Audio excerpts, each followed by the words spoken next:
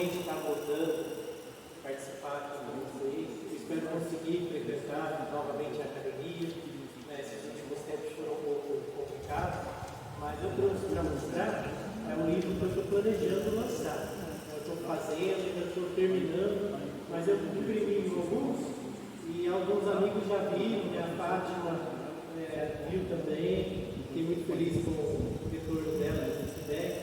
Então eu queria ler um conto desse livro para vocês. O conto se chama Do Lado de Fora. E eu comecei a ter ideia quando eu passava em frente ao cemitério aqui da cidade. E eles começaram a fechar a praça ali com grades, fizeram uma mureta. E eu vi as pessoas que dormiam lá dentro, começando a dormir para fora. Estender o colchão na calçada e dormir ali. Aí comecei a imaginar uma história que tivesse esse cenário. Então, Do Lado de Fora é um conto que tem esse cenário aqui da cidade mesmo, Do lado de fora. Os pedreiros iniciaram o trabalho na segunda-feira por volta das 9 horas da manhã. Começaram a levantar uma mureta de meio metro próximo à esquina de entrada do cemitério, que chamou a atenção dos moradores de rua que dormiam por ali. Apenas um desses sabia o que estavam fazendo. Já fazia quase um ano que Alcides tinha a praça que circundava o cemitério como sua casa, as árvores, o seu telhado, as muretas que serpenteavam os caminhos, suas cadeiras, e as pedrinhas que vinham sobre o chão, a sua cama. Ele era meio místico, a outra metade maluca, e nem um pouco lúcido. Chamavam-no de profeta. Sua maldição, segundo ele mesmo, era a adivinhação. Não sabia explicar quem lhe assoprava o que dizer, nem quando, mas ouvia e tinha que dizer o que escutava. Foi assim que acabou perdendo a família, a liberdade e, diziam, a sanidade. Vai, profeta, o que estão fazendo? Murilo perguntou, ao se aproximar do homem que fitava os pedreiros trabalharem. Você tem que achar outro canto para dormir. Isso lá é resposta? Não era mesmo uma boa resposta. Mas Alcides aprendera as duras penas que dizer o que ouvia com as mesmas palavras que ouvia não era uma boa ideia. Ele vai morrer hoje, ele está te traindo, sua mãe não gosta de você, eles vão te prender. Eram essas sentenças que ouvira ao longo da vida. Algumas delas o levaram a acabar ali. Mas não foi preciso apelar ao sobrenatural para descobrir o que se sucedia.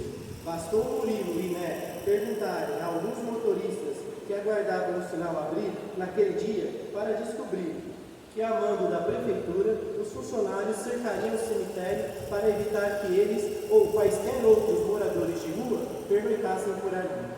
Nos demais dias, os mendigos continuaram ocupando as calçadas da praça que beiravam o prédio do velório e as dependências do cemitério, bebendo cachaça, rindo, pedindo no sinal, absortos ao pequeno muro que ganhava forma e presença. Comentavam que não iam sair, que pulariam as grades quando estivessem prontas. A população do município seguia indiferente. O profeta não dizia nada. Numa noite animada, Murilo, Né, Beto e Maria pediram a Alcides que contasse uma de suas histórias e adivinhações. O profeta, embebido de torpeza por causa do corote, contou como foi preso e solto em poucos dias. Havia previsto, certa vez, que o homem levaria um tiro. Informou ainda o local em que seria atingido, o joelho. Naquele mesmo dia, o sujeito foi baleado conforme previsto, no direito ou no esquerdo. Quis saber, né, mulato, magrelo e curioso.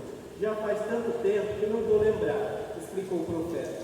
Sei que o homem me dedou para a polícia, dizendo que eu mandei dar um tiro só para aumentar a fama de adivinhão.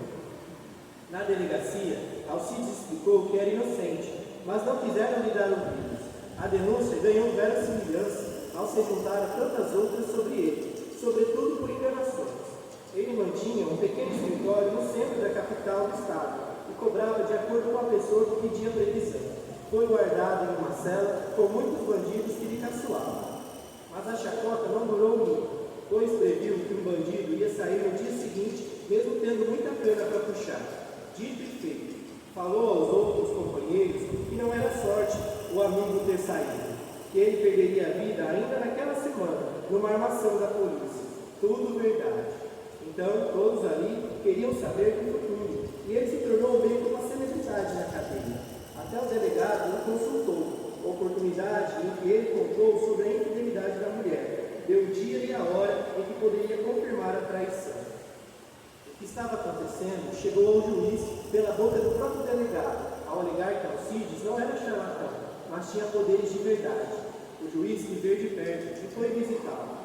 O meritíssimo chegou, cumprimentou todos e perguntou a Alcides: "Você sabe quem eu sou? O juiz do meu processo, aquele que vai me libertar." Os mendigos ficaram em silêncio por um tempo, absorvendo toda aquela série de feitos. Como, se perguntava, um homem daquele tinha acabado ali? Mais cachaça, mais cachaça. Os dias foram passando e as grades começaram a ser instaladas. Nestes mesmos dias, Né deixou de pernoitar por ali, alegando que uma outra praça era mais aconchegante. Maria mudou-se para a marquise de um hotel abandonado, que beirava o rio da cidade, e Beto, depois de alguns dias, foi com ela. Chegaram outros dois amigos, Rubão e Laurino, que optaram por estender seus colchões na calçada quente às novas grades.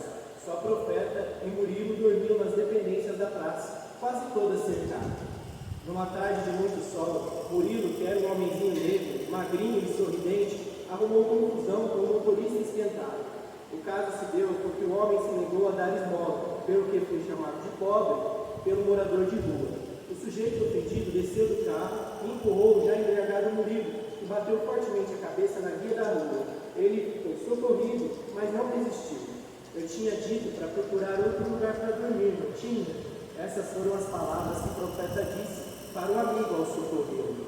Não foram boas últimas palavras, deduziu Alcides, mas foi que ele veio no momento. Poderia ter completado com: "Logo nos encontraremos novamente." Poderia. A completa instalação das grades se deu em 3 dias da morte de Murilo. Os portões já colocados eram mantidos abertos e só Profeta usava transporos para pernoitar nas dependências da praça. Os novos frequentadores da localidade, Rubão e Laurino, questionaram o homem se não tinha medo, ao que ele respondeu que não tinha, pois tudo já estava certo.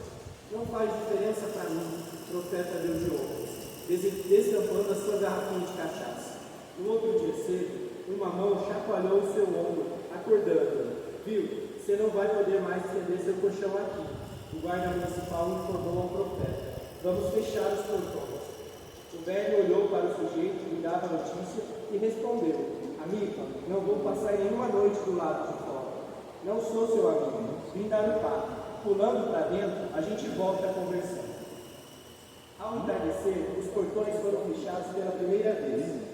Já de noite, chegou uma caminhonete grande, preta, e parou em frente a eles.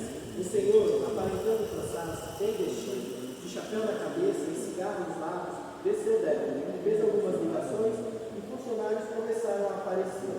Explicou que era juiz de direito aposentado e que um amigo querido ia ser velado naquele momento. A notícia se espalhou rápido, como se já corresse antes do acontecido. Apareceram